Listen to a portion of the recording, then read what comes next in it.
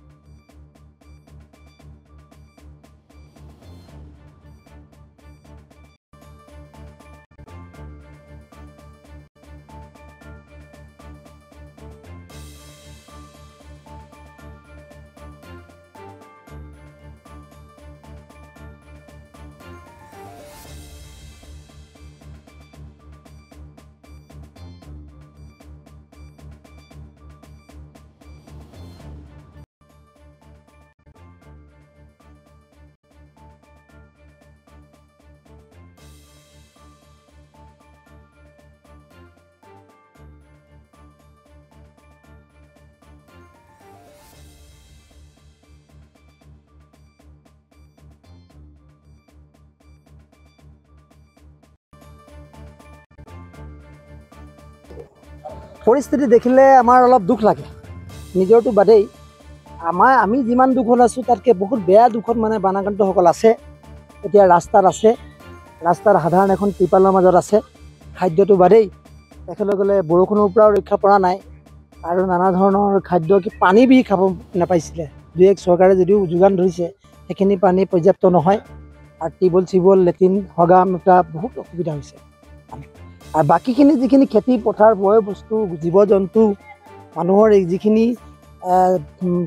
লোকচান হৈছে সেইখিনি বাদে বৰ্তমান জীৱকেইটা বাচি থাকিব নে নাথাকে সন্দেহ হৈ গৈছে যিটো পৰিস্থিতি হৈছে। এই খোৱাং থানাৰ পৰা যিটো ৰাস্তা, বাকীখিনি কথা নকওঁৱেই, এই খোৱাং থানাৰ পৰা 10 কিলোমিটাৰ ৰাস্তা, 10 কিলোমিটাৰ অকল ৰাস্তাত মানুহৰ ঘৰে দেখিব। বাইকখন নিবলৈও বহুত অসুবিধা হয়। এতিয়া ৰেচন পাতি সেই দনলিপুৰ অঞ্চললৈকে, অঞ্চললৈকে ৰেচন পাতি ইয়াৰ পৰা যাব পৰা নাই। তেওঁলোকে ইয়াত থয়, ইয়াৰ পৰা চাইকেল কিবা বেলেগ ব্যৱস্থা কৰি লৈ গৈ তাত দিয়ে। কিমান পৰিয়াল আক্ৰান্ত হ'ব পাৰে? পৰিয়াল মানে আমাৰ এইটোতো 1200 নে 1400 পৰিয়াল আছে। আমাৰ এই গৰৈমাৰী যিটো এলেকা পৰে, গৰৈমাৰী, দনলিপুৰ, খলিয়ামাৰী, গেৰগেৰী এলেকা আৰু গেমন দলঙৰ পৰা, বেতনিৰ পৰা কাৱৈমাৰী কুটুৱা পঞ্চায়তো পৰে, কললোৱা পঞ্চায়তো পৰে। গোটেই এলেকাটো 5000 পৰিয়াল, প্ৰায় 6000 হেক্টৰ মান ভূমি, কৃষিভূমি। আৰু সেই কৃষিভূমিত কৰিবলগীয়া শাক পাচলিবিলাকতো বাদেই, আগন্তুক যিটো অন্নৰ কাৰণে কঠীয়া পাৰিছিলে সেই কঠীয়াখিনিও সম্পূৰ্ণৰূপে গৈছে আৰু 1%ও তেনেকৈ নাই। চিকিৎসা বিভাগ আহিছে নাই? ধৰক এতিয়া ডাক্তৰ ছাত্ৰবোৰ ভিজিট কৰিছে নে? না, চৰকাৰী বিভাগৰ পৰা চিকিৎসা বিভাগো দেখা পাইছোঁ, য'ত কেম্পো হৈছে। তেখেতসকলেও এনেকুৱা পৰিস্থিতি হৈছে, ইয়াত যদি বহে অলপ ডাৰলৈকে যাব নোৱাৰে, মানে বস্তু দৰৱ বিশেষকৈ খৰ খজুলি বেছি হৈছে, কাৰোবাৰ ধৰি লওক বেমাৰো হৈছে, জ্বৰ চৰো হৈছে, সেইবিলাকো মানে পৰ্যাপ্ত পৰিমাণে কৰিব পৰা নাই। এতিয়া আৰু যদি আগলৈ যায় তেতিয়া দেখি পাব যে তেওঁলোকৰ আৰু অসুবিধা হৈ আছে। এই মুখতে ধৰি লওক 2 এটা চিকিৎসা পাইছে বা দৰৱ পাতি কিবা পাইছে, আৰু ইফালেতো একো পাব পৰা নাই। এতিয়া পশুধনৰ কাৰণে ধৰক পশুধনৰ খাদ্য দিছে নাই?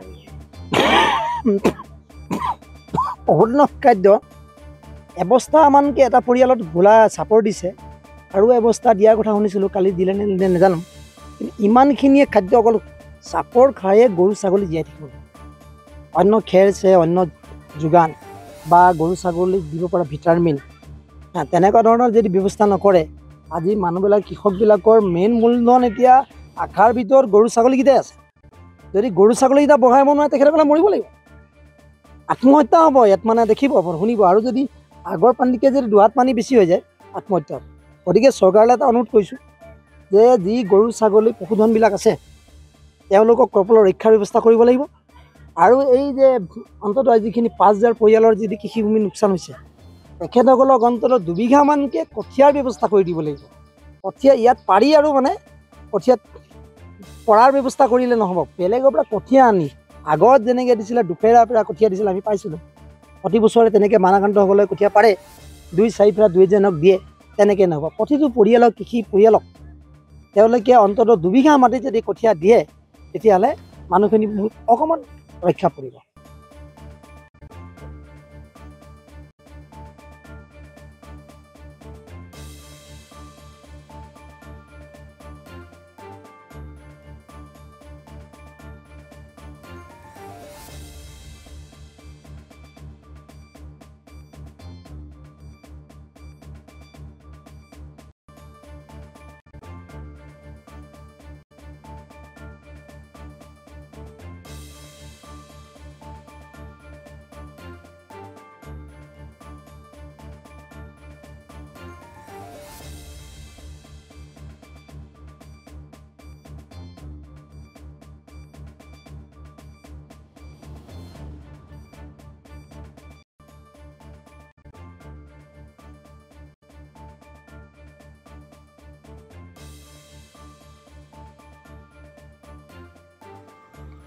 মৰাণৰ পৰা কমল কৰ্মকাৰৰ ৰিপৰ্ট, অসম টুডে।